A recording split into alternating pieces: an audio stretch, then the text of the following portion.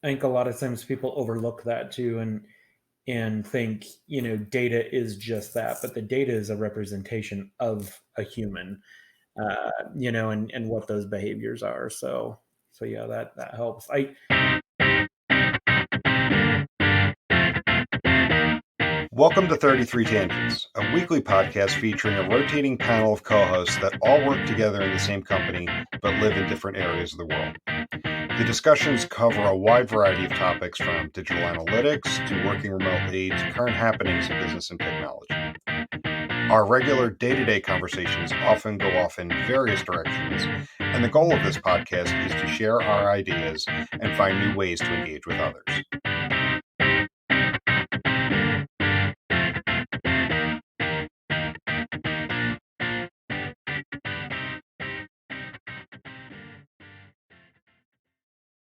So guys, we've got a guest with us today. We have Nic Fitzgerald. So Nic is a filmmaker based in Utah. His studio, Friendly Giant Films, is a production company that works with companies, individuals, and others to create feature films, commercials, and other visual media products. Nic helps his clients use storytelling to build deeper connections with their audiences. And with that, marketing through film. So Nic, thanks for joining us today. Hey, thanks for having me on. It's good to be here. Yep, it's going to be a fun one today. I'm excited because Nic and I have been engaging back and forth on Twitter for quite some time, and I think this is the first time we're engaging in conversation off of Twitter. So this is awesome. Yeah. How many times has that happened? How many times has what happened? That I with the podcast? How many times has that opened? Has that door been opened, right? I spend a lot of time on Twitter, if you don't know. Yeah. So Nic, to get us started, why don't you give us a bit more details about your background and how you got to where you are now? Yeah, for sure. So I started my entrepreneurial journey back in 2015. Before then, I'd worked in all sorts of different jobs in corporate America, and I just didn't find a place where I fit in. I'd actually just been fired as a financial advisor because I wasn't going to hit my sales numbers for that year. It was a big disaster with a failed partnership and all these things. And I finally just said, you know what, I'm going to follow my passion. I've been doing the quote unquote responsible thing for so long, by having a real job and this kind of stuff, but it never sat well with me. So I finally said, I'm just going to do what I want to do because I get fulfillment from it. I think I'm good at it. Other people say I'm good at it. So why not? Right. And so that was in 2015. I started a career in video production. I didn't even have a video camera of my own at the time. That's how passionate I was about pursuing my own dream, that I was willing to do it without having all the equipment necessary. But, I've worked since I started that journey. I've worked in film, TV, commercials, and news. I've worked on 13 feature films. I've acted as a lead role in a feature film. I've worked on so many different commercials and 2 television series and Oscar winners and Emmy winners. And I was a freelance photojournalist for the NBC affiliate here in Salt Lake City. And just learning from master storytellers and getting really good at my craft. But I just wasn't making enough money. I have 4 kids, been married it'll be 18 years this summer, and just not making ends meet. And I felt like a failure, and I just had to take my skills, and I just made that pivot and the adjustment to be able to use my skills and abilities to help other businesses make more money for themselves through marketing messages and branding and those kinds of things. And so that has been, the roundabout short version of the bigger story of what kind of brought me here today. Now I work with companies all around the world on helping them create amazing stories that connect with their audience so that they build a relationship as opposed to just transactions in business. So they come back again and again, understand who you are, what you do, why you do what you do, those kinds of things. And then, of course, the people want what you offer. That's how they found you in the first place. So it just makes the sales process even better. So that's what I do now. Again, I've worked with lots of Hollywood stars and producers and directors and things like that through my film days. Now I just use those skills and the lessons that I learned from them to help businesses grow with putting those things to work intentionally in their business. So before we dive into some of those kind of storytelling techniques and what kind of led you to that, kind of on a more timely basis, what are you seeing right now with the COVID shutdown, the impact to businesses, downturn in the economy, the importance of using video and storytelling to connect with customers? Are you seeing a change in the market? I've definitely seen a change. It's harder. I haven't been going out and traveling for video production gigs and stuff lately because of travel restrictions and all those kinds of things. But the thing that I'm seeing in the industry and everything is that people are dying for connection right now.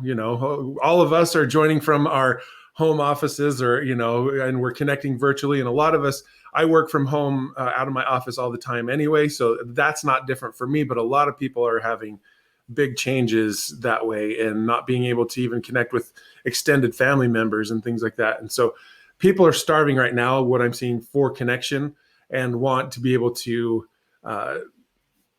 reach out and have communication and interactions with people, because that's been taken away from a lot of us in our day to day.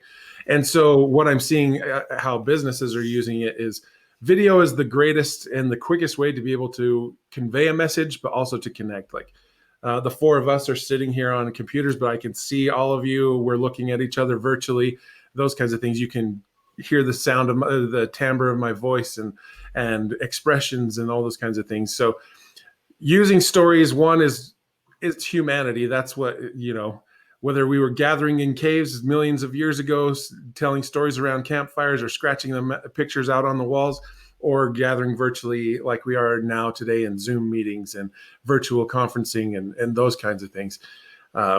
Humanity is what storytelling is what binds humanity together. And I'm seeing more and more people longing for a connection. And with businesses specifically, to be able to utilize the free tools that you have an iPhone, or you have a computer, or have a laptop with a camera built into it. You have tools and resources at your fingertips right now to be able to be that connection, to be the one that's facilitating conversation or things like that with your client base or your audience or who you're trying to market to. And while some people might not be in a financial spot to be able to take action right immediately, they're going to remember those interactions and that you were a facilitator of connection because they saw your face, they heard your voice, they heard your message, they heard what you had to offer. And they're going to, as you're intentional with it, but also consistent with it, it's going to continue to resonate with them, and they'll come back and keep following along with you and eventually partner when the time is right. But that's what I'm seeing right now, is that there's just a really sincere longing for connection, and businesses have a great opportunity to be genuine in that message and putting things out there to serve people, not just looking to always make a sale. Yes, we're in business to make money. Anyone who says otherwise is lying to themselves or to you. But when we are serving and giving value in all the ways that we possibly can, but they can see us while we're doing it, there's a lot of power to that. Yeah, for sure. Yeah. So I'm interested in, and maybe we can dig a bit more into how you're specifically helping companies, but I'm assuming part of it is actual production of videos. How is that changing now with lockdowns and limited travel? Are you doing more strategy, or are you finding creative ways to still continue to help shoot video content? What does it look like today? Right now, today, it's more strategic, where we'll align and come up with the vision and the goals and things like that for the message we want to put out, and then giving tips or giving a prescription, so to speak, of how to shoot that. And then I have them send footage to me and my team, and we edit and put the things together. Right. So there's a lot of, it's more of a strategic play on identifying the messages that are going to connect with people right now, especially. But then if they're wanting to have something that's more produced as opposed to just like a Facebook Live or something like that, then we would go into, like, I'd say, okay, here's the story. I need you to get this type of shot, these types of things with their phones, or if they have a camera themselves, and then send them in and we get them edited and put together. That's how the video production side of things is going. But I've had a lot more strategy discussions. And I just finished a training yesterday that was a 9-part training that went through like my storytelling framework to help people start to really think about their messages, because even businesses, I find a lot of people fall into one of two categories where it's like, I'm not really interesting. My business is kind of boring. Are people going to care? Like, I don't have a story to tell. Or they've had a lot of experience and they just don't know where to begin or what to keep private versus share publicly and that kind of stuff.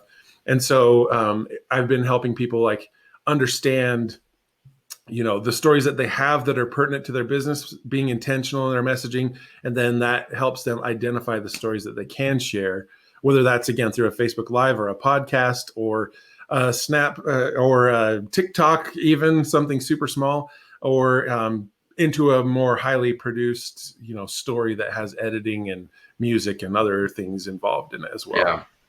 And by the way, I think everybody has a very interesting story to tell. Sure. And I think it's important for businesses to realize that. And I like the word you use. We use it a lot as well. I think you said being intentional in how they craft that story and tell that story. I think it's now more important than ever. As a quick aside, I've always had this dream to produce a podcast series where I drove around to small towns in Utah and just found some random stranger and put a recorder down on the table and said, just talk. Because I think we've kind of got burned out with the overproduced reality television that's fake. And we're finding that people's true stories and what they're about is very refreshing. That authenticity is something we've been missing so much. And I think it's true of businesses as well, that you might be a dentist office, or you might be, you have a production company with a warehouse and that's it. And it may seem boring, but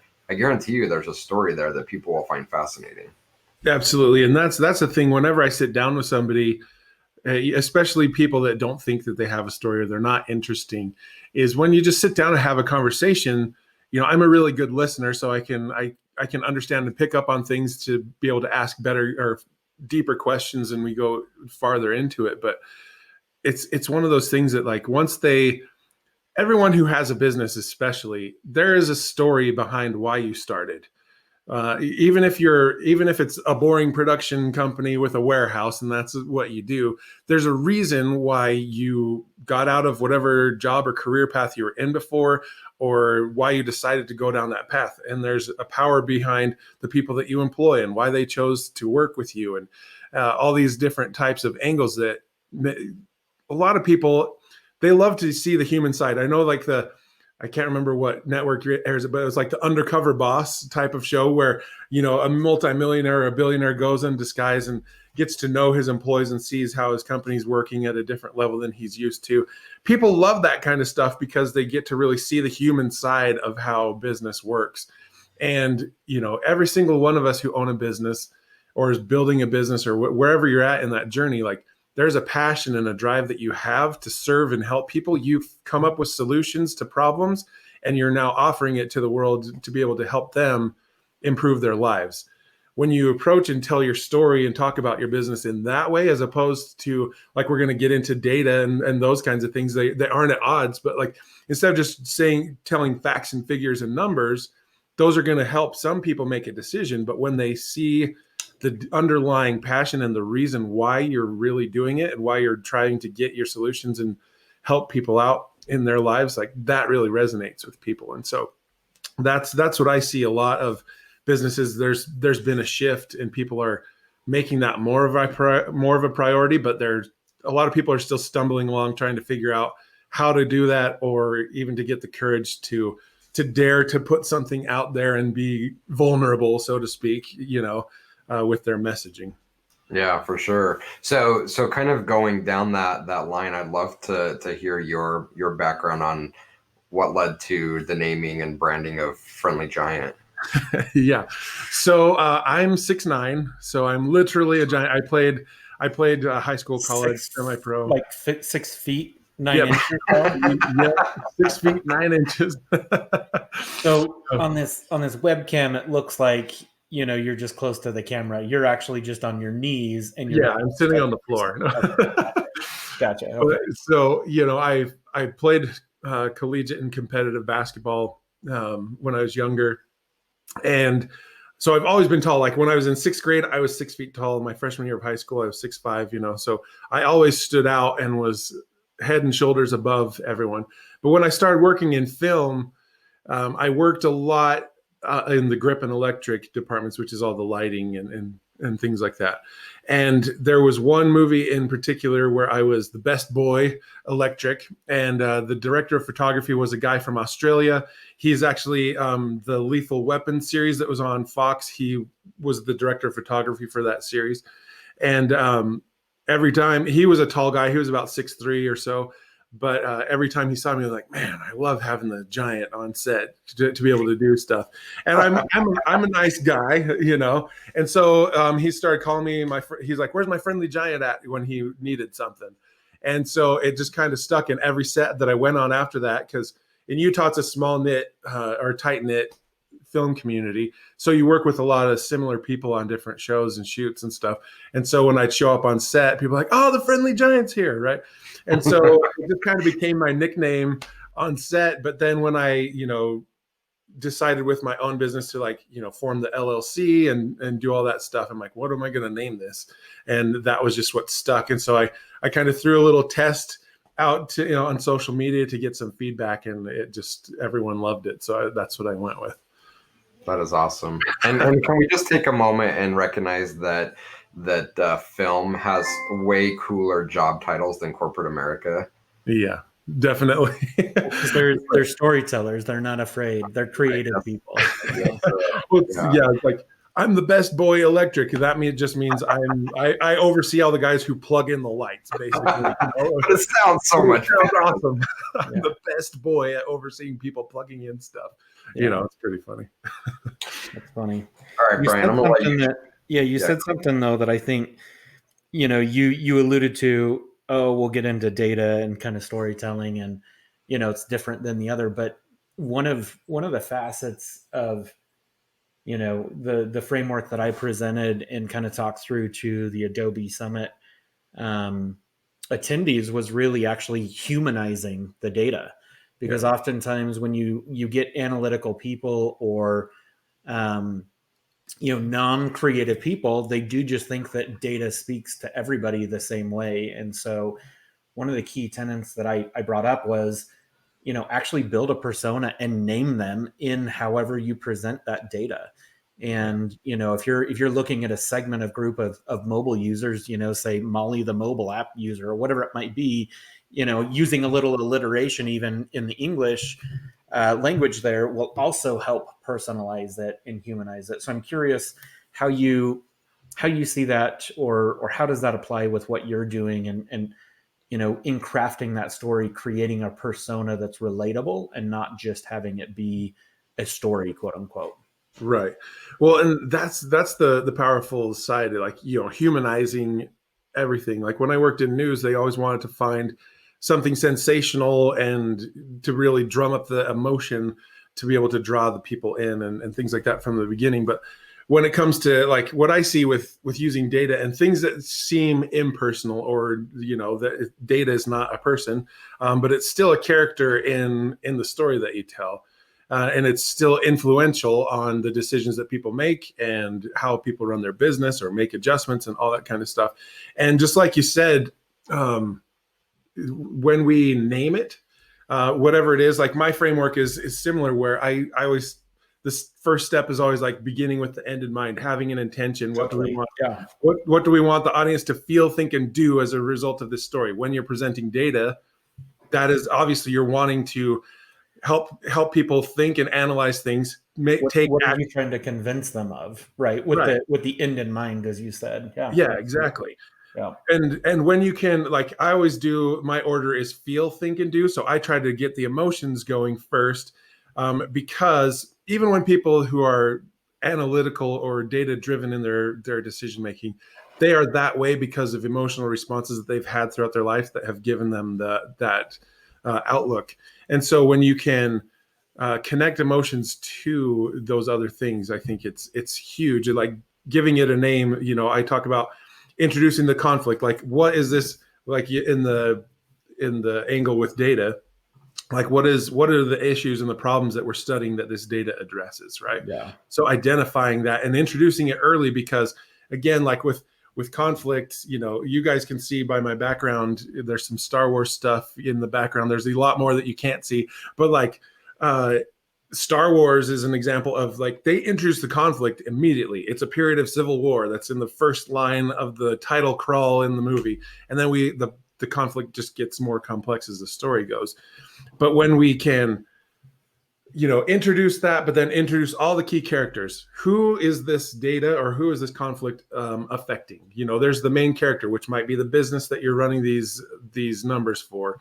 They're the hero of the story, so to speak, the Luke Skywalker character. That you have all the supporting characters, that, and as you name them and address them and give them a purpose and intent and background, those kinds of things, it just helps the audience really like connect to where you're trying to lead them to go. It gives them buy-in. It gives them a reason to care about the numbers. Like when I was a financial advisor, it's funny to have been a financial advisor, but like I am not a numbers guy. Like that's not what drives me. I'm all about creating relationships and the emotions and things like that. So when an underwriter would come in with all of his charts and things like that, and he was just going into the techno babble, like I would just switch off a lot. But when we started talking about the practical applications and how it actually affected our clients or the people that we worked with, and the economy and all those other factors, it made it a lot more interesting for me to be able to use that information to be able to present it in a way that showed it as a solution to my clients and things like that. And I see that with businesses as well. Like so many lead with just the numbers, or some people dance around the facts and figures and like try to avoid them at all costs. But because, as a creative, I know I drive some, technical, logical thinkers crazy with the way that I do things. And it goes the same way but they don't have to be at odds with each other. Like as we marry them together by introducing that conflict, what is the problem that this solves or is addressing? And then we lead the people on that journey by introducing the characters, naming an enemy. Who is the bad guy? What is the big problem that is being represented in this data or in this story? And then how it just becomes, the data shows you where things are going to go. If things don't change, this terrible thing could happen, right? It's so as you raise the stakes throughout the story with the data and everything like that, that's how I see intertwining story with it, is that it becomes more than just a spreadsheet or more than just a couple of results from a few months or a year's worth of analysis, or however deep they want to go. It shows them in real world scenarios how it affects people's lives, and that's ultimately what can be the most powerful in making the right decisions, because we want to serve and help people, as opposed to just always being about the bottom line. It helps us be able to craft things in a way that we can truly serve, but also make money or improve things, our retention rates or churn and all those kinds of things that we go through in business. So that's just a little bit of how I see, how the data should be a character and relatable and become humanized to the companies and to the people that are making the decisions based on it, because ultimately it affects more than just the numbers in the spreadsheets. It's human lives on the back end that are truly affected by it. Yeah. And I think a lot of times people overlook that too, and think, data is just that, but the data is a representation of a human. Exactly. And what those behaviors are. So yeah, that helps.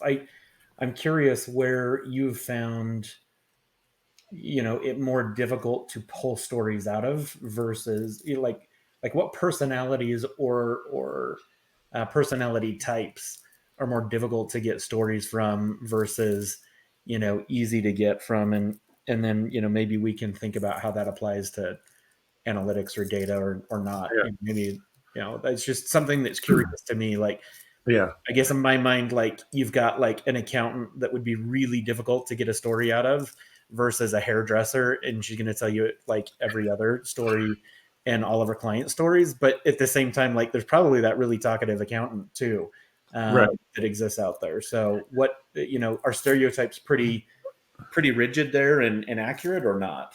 I've seen, like you said, there are anomalies and stuff like that, but typically introverted type of people are going to be, it's going to be more work to be able to get them comfortable to open up. When I was working as a photojournalist, like I was rarely going out with a reporter, so I was having to do interviews and all these kinds of things, as well as shoot the stories and edit them and get them back to the station and do live shots and everything else. But there's being able to have a big camera and go to a complete stranger and ask them what happened and have them not. I don't know if you guys have all seen the movie Talladega Nights, the legend of Ricky Bobby, when he's like, I'm not quite sure what to do with my hands. And he's just super awkward. To be able to, yeah, exactly. In order to get somebody comfortable in that setting with a complete stranger, asking them all sorts of different questions about what's going on, it's challenging. But one thing that I've learned is when I work with one of those personality types, like you said, like accountants, most of the clients that I work with that want to tell brand stories are people who are like coaches and have an e-com store, have products to sell, or service to provide.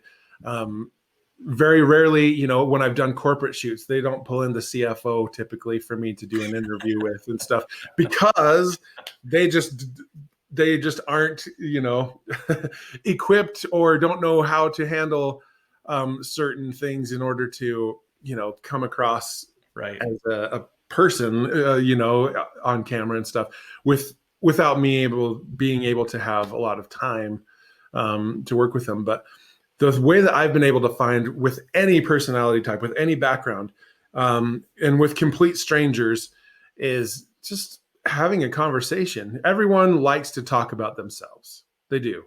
And everyone looks for an opportunity to be able to talk about themselves to people. If you go to networking events, everyone has an opportunity to do that. Social media is all about talking about what's going on in our lives, all these things. And even introverts share and post things on occasion. If they're really quiet, they still do it. And that's all giving insight into their lives. So when I'm able to and facilitate a way that's conversational, so that you and I are just talking back and forth about X, Y, and Z. And yes, I know what information I'm trying to get, so I know what types of questions are the ways to steer the conversation. But there's so many times when I've sat across from somebody completely new, and by the end of the conversation, 20 or 30 minutes into the conversation, they have one of those like, I haven't shared that experience with like hardly anybody. And they just find that they open up because rapport gets built, just when with storytelling, if you're dating, or if you've gone through that process, that the way that you determine if you want to further a relationship or take it to the next step is all based on the stories that we tell. And we're telling our passions and our interests and our shared experiences that we have together. And then we decide if we're done or we go to the next step. And that's what I see with business, and especially with data, when you can pair those together, where you're having a conversation about what you want to have, what your dreams and what your hopes are. This is the reality of the situation. How do we get to that point? If I want to, like my wife and I, when we were dating, if I wanted to get engaged to her, challenges rise up, and there's things that I have to do in order to get that outcome, or in order for everything to work out smoothly so that everyone's, happy about it. And that's where it's, and my wife is a total introvert that way. So it's like learning to extrapolate information from somebody who's closed off is a challenge, right? But when you can find any way to make it more of a conversation instead of a presentation or an interrogation, that is when the gold really starts to come out, and you understand the other side of the conversation much deeper. You build trust because you share, some of your shared experience that maybe supports or reinforces what they just shared. And that builds that trust for them to answer the next question that you have, because they understand that you're actually listening to them and wanting to understand where they're at.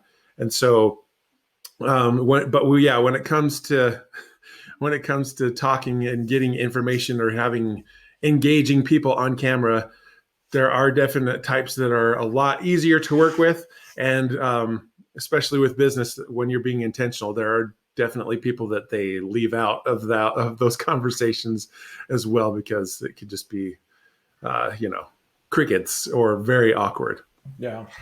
So I want to ask a question about some of those business interactions, because one of the things that we're seeing right now, and one of the things that we're talking with companies about, is the importance. Again, I'm going to bring up the term authentic, or being, having authenticity in your message, where so many companies are being forced to digital only in order to interact with their customers.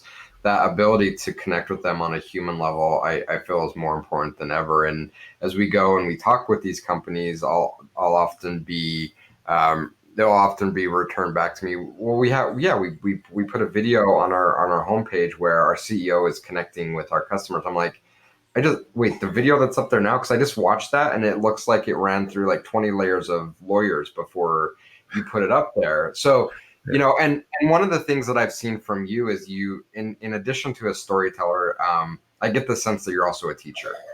And I'm wondering how much of what you're doing is helping educate maybe businesses and people that are reluctant to take down that kind of shield and be a little bit more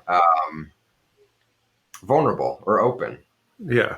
Well, and you're totally right. I've had a couple of shoots where, we had to sign all sorts of legal stuff beforehand, because of the level of security, like with the type of company that we were working with and things like that. But it's amazing for me to see the power between the power and difference between, a typical corporate style video where it's like, these are our core values and we're here to help. Like, there's a funny video that I saw just a little bit ago in the midst of all this COVID stuff that kind of poked fun at all these commercials of all these major companies, how they're basically saying the exact same thing. They talk about for over 100 years. Yeah, the exact same firm probably did all these stories, right? And while they're playing into the emotions of the moment, when the COVID stuff goes over, those messages, they lose their power afterwards. It's not something that lasts or has longevity to it, hopefully, right? But as we build those messages to be more personal and vulnerable and things like that, like you said, the vulnerability for me isn't in necessarily sharing, a personal, almost maybe tragic or sad type of experience. Vulnerability for me, especially in entrepreneurship, is crafting a message intentionally, putting it out there, and then you have no control over what the audience does with it, whether they fall in love with it, whether they like it, they share it, they subscribe, they buy, or if they hate it or they roast you in the comments or things like that. But the thing that I have found is like the stuffy corporate type of stuff that's out there. Every company has very similar core values, and it's all been done, in order to make people build some or feel like they can trust them in the long run is the long thing. But you have to add in two other elements to that. There's, before trust, people need to know you and they need to be able to like you. And then that builds the trust. And when you just come in with, the values or the corporate silly stuff. Like, I love the movie Office Space. I have a red stapler, on my shelf behind me, and all that kind of stuff. And there's there's a scene where they're having this meeting with all the employees, and there's a banner that says, "Is this good for the company?" Behind it and stuff. And those kinds of things are decided in a boardroom by people who make a lot of money, who are disconnected from the people that are in the trenches or that are on the end lines of receiving the service. And they think that it's great, and nobody has the courage to say that this is a bad idea. They're afraid of it a little bit, right? And so it's just one of those things, when you build it wanting to tell a story to connect with people, to help them understand why you started this business in the first place. Was it the result of, a change in jobs or being fired or laid off or an economic downturn, or what were the things that inspired you to even get started and create a business in the first place? But what were the new challenges as you started on that path? What are the things that you learned? When you share those kinds of things, it's so much more powerful to the people that see it, because they're going to see you as a person instead of a suit, or just an entity. There's reasons why brands like Apple, like, most everyone has an iPhone. A lot of people have it. And even though a new one is released every year and the one in our pockets works just fine, people will stand in line and pay over $1,000 for the new one because they have that connection to the brand. And it's because of the stories that they told. And Steve Jobs did an amazing job at becoming relatable and sharing the vision and the passion that he had for the things that he was working on. And that sucked in and brought in a lot of people and made them loyal, even when they make mistakes. People are willing to be more forgiving when they have that know and like factor that built the trust in the first place. And go ahead. Go ahead. I was going to say, guys like Tony Robbins, whether you buy into the mumbo jumbo or not, he's a multi-billionaire, but still he tells story after story after story of things that happened to him when he was young, people that he served and worked on. And, he has these events all around the world, and he could just say, "Hey, I'm Tony Robbins. I'm coming to your town. Tickets are $1,000 or whatever it is, and I'll see you on these dates." And people will go and buy it because he has that notoriety. He has that presence. But he gets millions of people every year to go and buy those tickets. And those tickets aren't cheap. They're pretty expensive depending on what you do. And they absolutely love it because he tells stories and he builds a relationship with them. If Tony Robbins sent you a random text saying, "Hey, I'm going to have a barbecue. Would you want to come?" Pretty much anybody who got that invitation would drop everything and do anything they could to go to that, because they feel like they have a relationship with him, that they know him on a personal level. If the CEO of McDonald's did, I would, because I'm an entrepreneur and I would love the opportunity to just go and do it. But a lot of people would be like, "Oh, why do I want to go and do that?" Right? So it's when you share your failures and your struggles, as well as the victories and the solutions that you've come up with, like that again is the hero's two journeys. It's like principles of storytelling through Hollywood and everything. Luke Skywalker, he becomes a lovable character to us because we saw that he was just a simple farm boy, that he had his family taken from him and they were murdered, and he went on this journey and he lost his mentor, and all these things that happened in the course of just one movie of like A New Hope, for example. Like now we're totally want him to win, and we're invested in his success because we've seen the struggle that he's gone through. And as we model that with our business, that is where the power really comes, to be able to build relationships with our clients as opposed to just transactions that we're having to churn and burn and keep filling up the pipeline. We still need to be continually doing that and marketing ourselves. But when we have people that are staying and coming back and buying the next thing that we sell, or, bringing their friends and family along, that is the stories, and being human, showing that side of it is what brings the power and makes that work. Yeah. So the more you talk, the more questions I have, and I'm going to forget them. So I just jotted down a note to try to remember one, and I'm going to try to combine two into a two-part question here. So Okay. You mentioned Apple and Steve Jobs. So a two-part question is, how important is it from a personal connection? So was it the fact that it was Steve Jobs did a great job of connecting as a person to a person? We felt like we knew him. Versus can brands do that as a nameless, faceless brand? And so that's the first question. And the second question is, what brands motivate you, or do you look to that you think are doing a phenomenal job in telling their story or connecting on a more humanistic level? Awesome. Those are awesome questions. So first, with the Apple thing, I think it's a bit of both, like where Steve Jobs gave the keynote speeches. We saw his excitement, and those were very rehearsed and done intentionally and stuff as well. But what Steve Jobs did an amazing job of with just the iPhone release, for example, was he painted the picture of what life was currently like versus what could be. and and then he introduced the iPhone.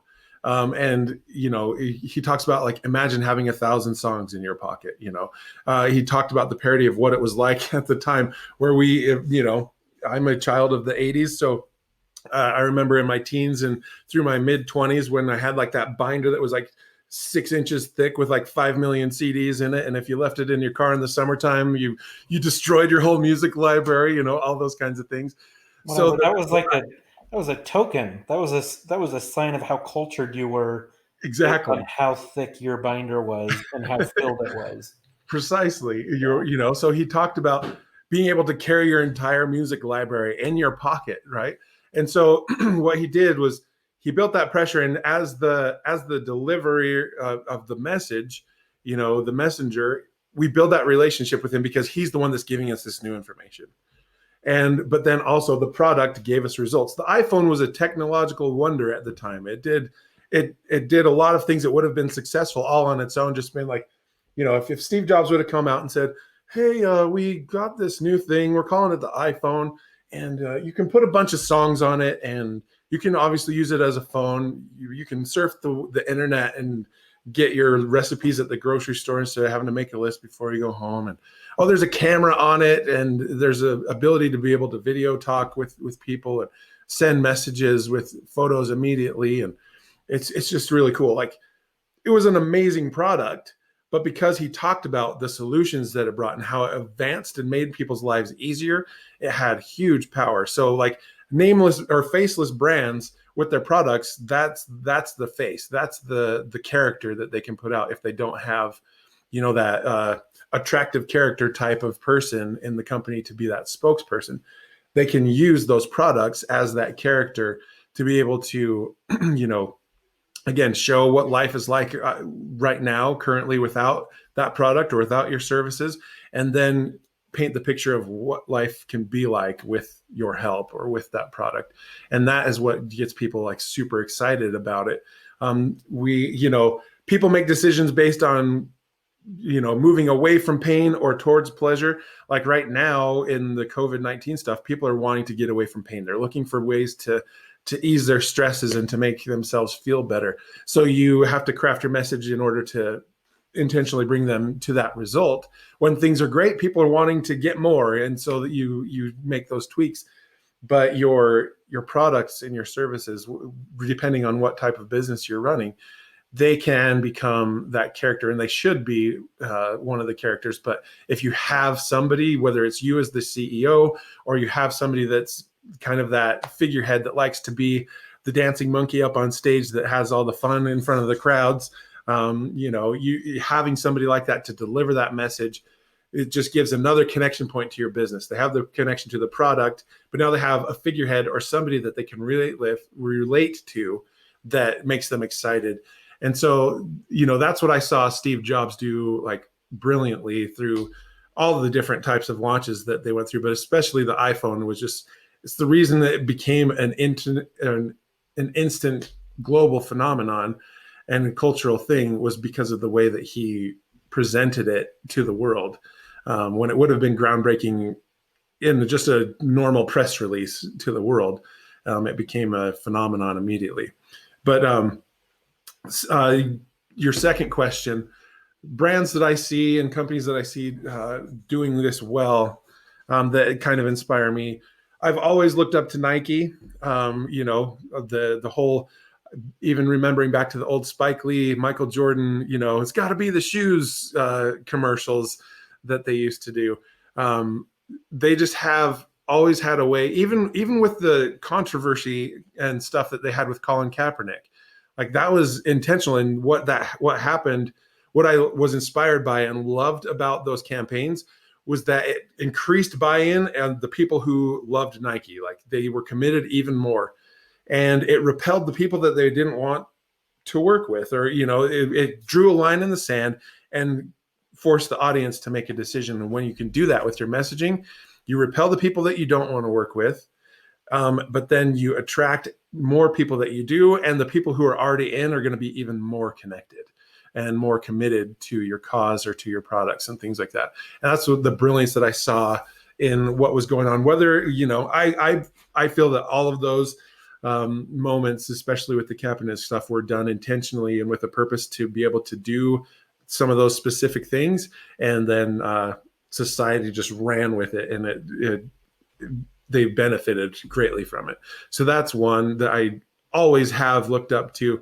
It's just a timeless brand. You see the swoop and everyone knows exactly what it is, wherever you are in the world, and all those kinds of things. Another one that it's only been a couple years since I've come across this company, but it's a company called ClickFunnels. I actually know the owner of that company. He and I went to elementary school, middle school, high school together, and we reconnected in 2017. But it's a company it's a SaaS company. It's a website type of builder, so you can build a sales funnel for your business instead of just a typical website and stuff. But the messaging and the culture that they have created is way deeper than that. It is a community of people who want to serve and help people, and want to use their business and their skills and their expertise to be able to help other people. And all of their messaging is about that kind of stuff. And oh, by the way, we have this tool to be able to help you get and sell your products, right? I see it as a mastery of having almost a boring type of product. Like there's Wix and there's Squarespace and all these different website builders and things like that you can buy. But and they're still relatively unknown when it comes to SaaS and software and things like that. But their messaging, like their tribe, they have over 100,000 or so users of their software, but like they have an annual event, and 5,000 people pay $1,000 for a ticket to fly to a place and stay in a resort, and have full days of speakers and presentations and all these kinds of things. And they do it because they've built a community. And when you can build a community among your followers and your client base, where not only do they get results with your product or what you sell, but they are around like-minded people and people that think like they do and have similar passions and drives and purposes, then it just becomes like a rabid fan base, almost like Russell Brunson calls it a culture, where you build up those things with your movement and people will buy in. You see it with MLMs and other things like that, where they have that culture that draws and attracts people. And whether you agree with the business model or the products or not, there are still millions of people that join those companies because there's something more that they're searching for. And that's the power that I see with even with Nike and these big companies, Apple, is that they've built that culture, they've built that community. That's why there's the Apple versus Android wars, or like Coca-Cola versus Pepsi, all these different things where people have to choose a side. And when they have a community of people like, okay, oh, you're a Coke guy? Awesome.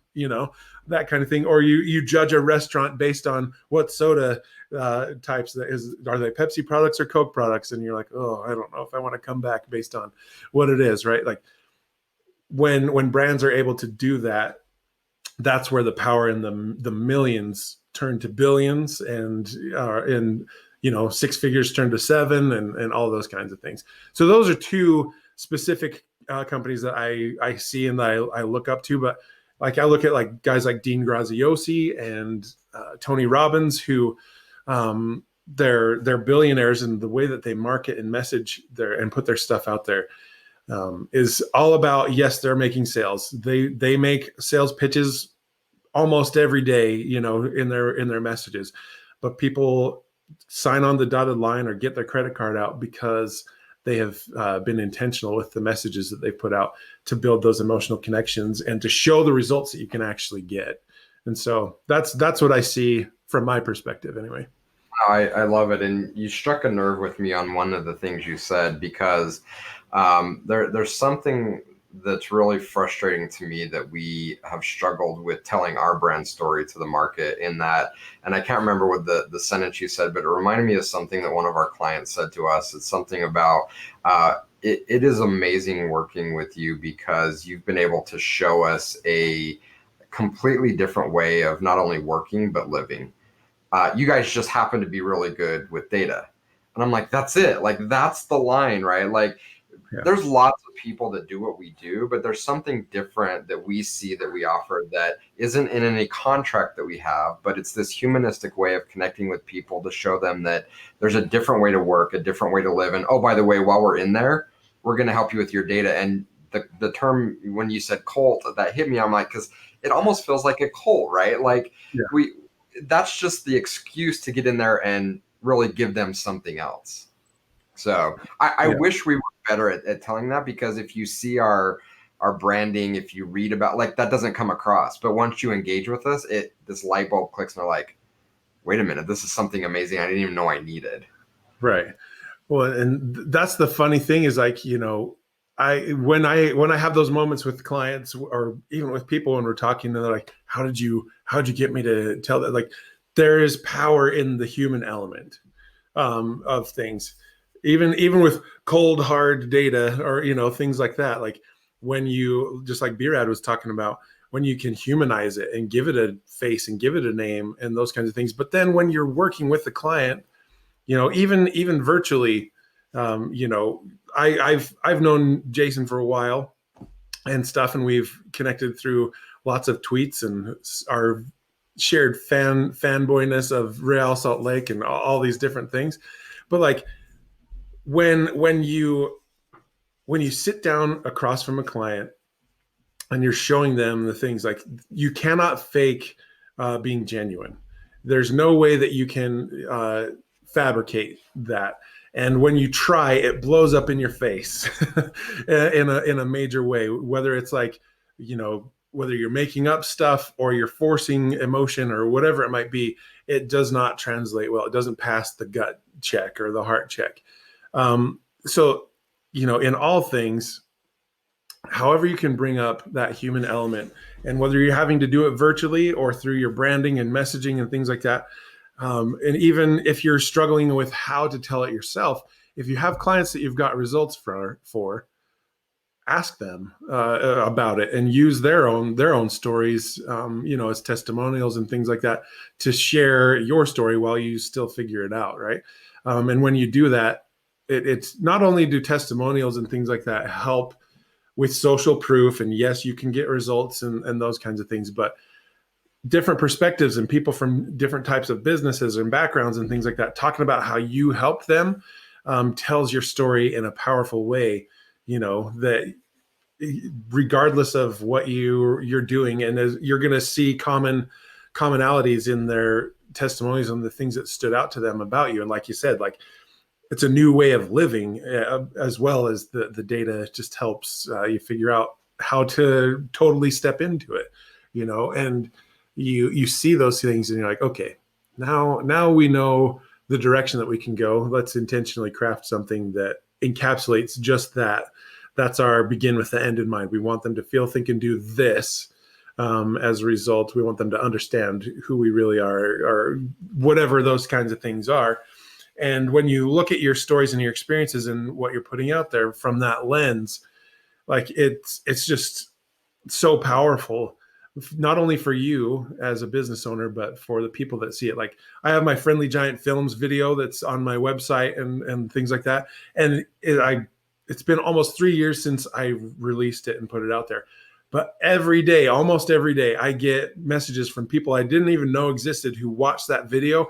Or like, I got goosebumps, or I teared up during that. And it was amazing. And it's less than 3 minutes long. I share a story about going to the movies with my grandma when I was a kid, talk about my experience as a filmmaker, and then an invitation to, work with me on crafting an amazing story for your own business, right? But when by sharing it that way, like, I have complete strangers who I didn't know existed come up and tell me that they had an emotional response to a video that I crafted 3 years ago that's been out there for a while.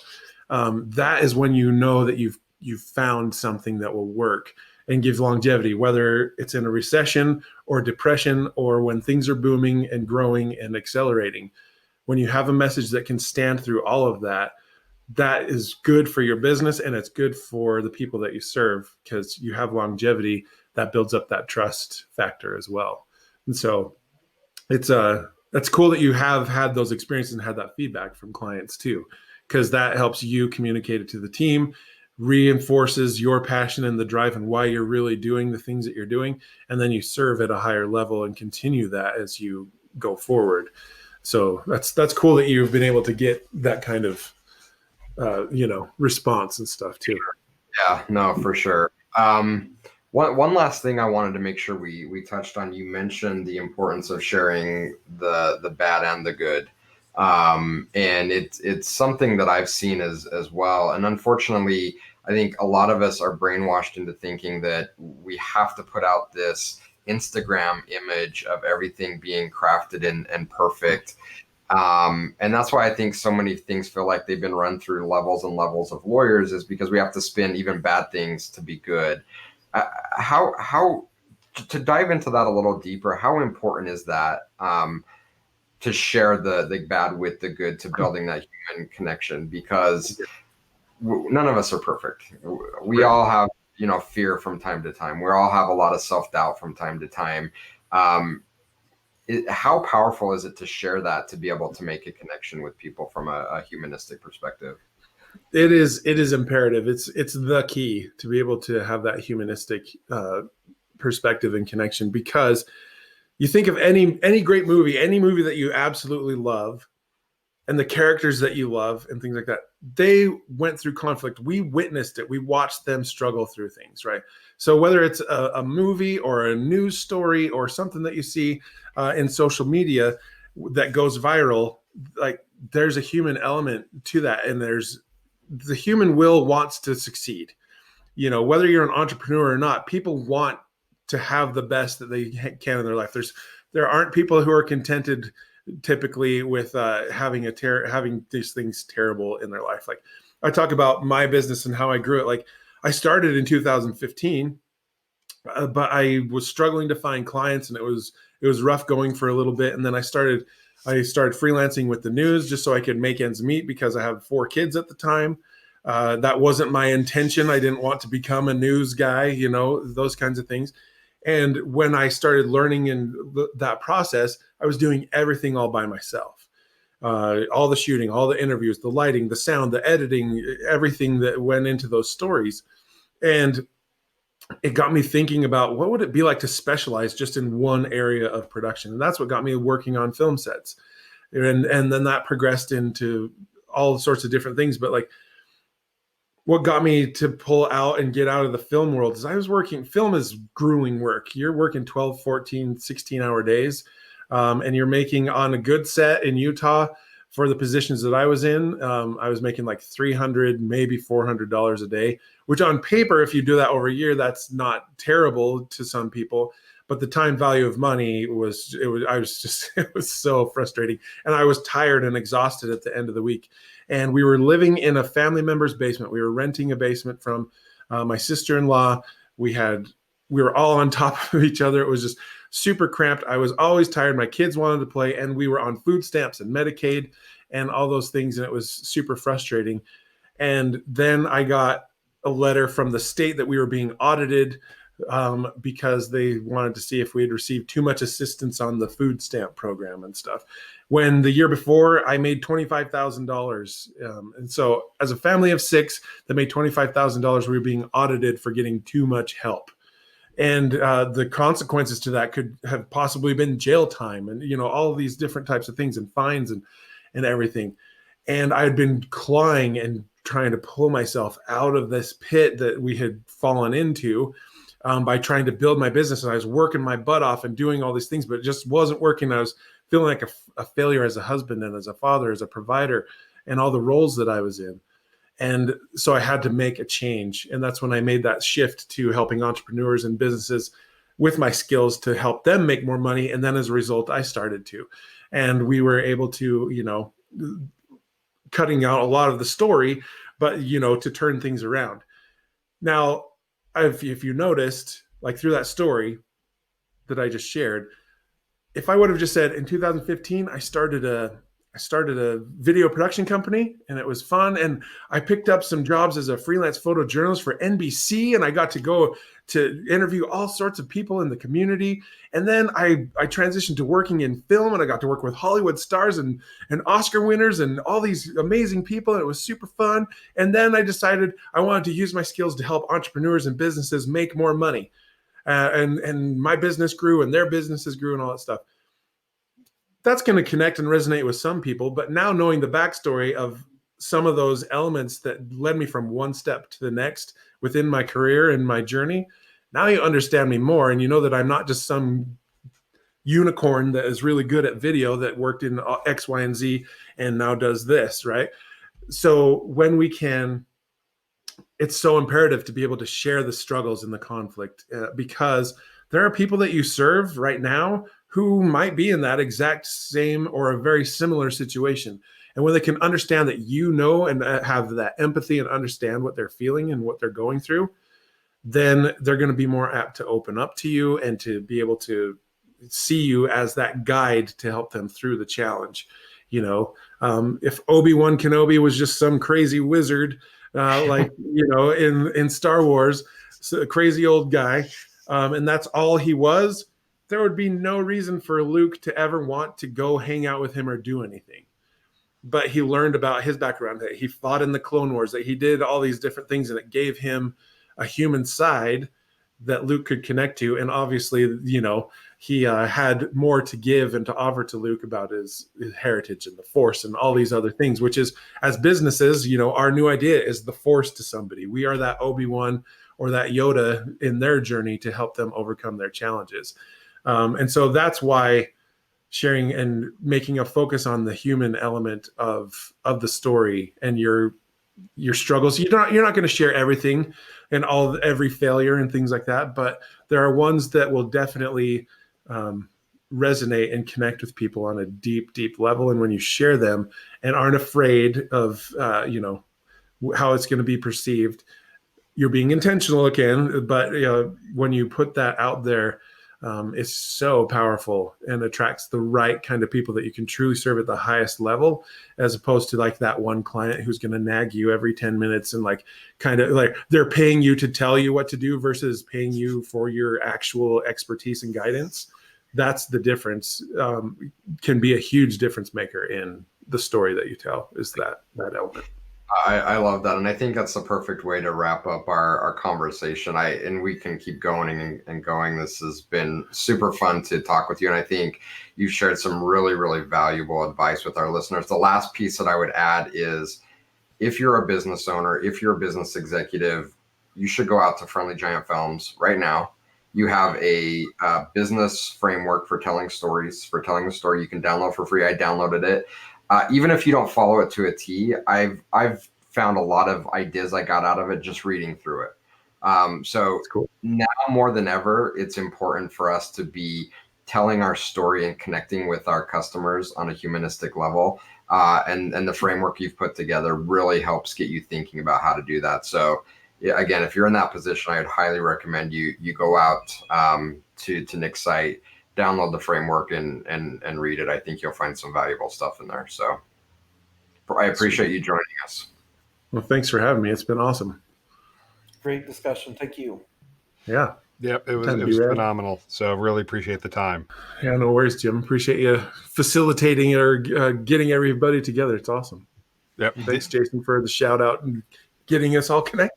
Yeah, no, this was awesome. I'm glad we could make it happen. So, and very timely topic that I think is important for a lot of people to hear right now. So I appreciate you being willing to spend some time with us. Yeah, anytime. It's cool.